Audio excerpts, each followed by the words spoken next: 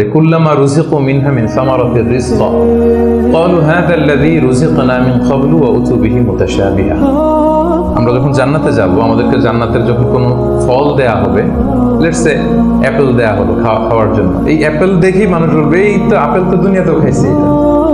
তার মানে দুনিয়াতে যে খাইছে এই সেন্স কিন্তু আমরা ভুলে যাইনি। অনেকে জিজ্ঞেস করে যে আখিরাতের এই সেন্সেশনটা কেমন হবে, আখিরাতে কি দুনিয়ার সবকিছু আমার মনে থাকবে, দুনিয়ার যা যা ঘটছে সবই কি আমার সেন্সে থাকবে, ব্রেনে থাকবে, নাকি অন্যরকম জগৎ? এই আয়াত প্রমাণ করে দুনিয়াতে আপনি কি করেছেন সবকিছু আপনার মনে থাকবে। ফলে অ্যাপেল যখন দেয়া হবে দেখেই বলবে উতু বিহি মুতাশাবিহা, এরকম আপেল তো আমাকে দুনিয়াতে দেয়া হয়েছে, আর এটা তো আপেল, তো এখানে না কি ডিফারেন্ট কিছু দেয়া হবে, তো আপেল দিতেছে কেন এখানে?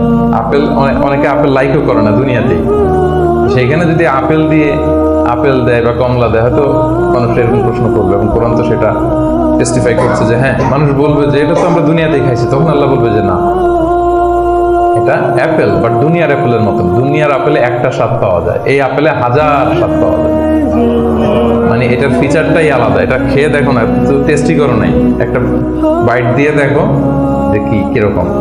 তো এই আয়াতটা আমি আনলাম এজন্য যে মানুষের সব খেয়াল থাকবে, দুনিয়াতে কি হয়েছিল, কি খাইছিল, কি করছিল, তার সব হিস্ট্রি তার মনে থাকবে।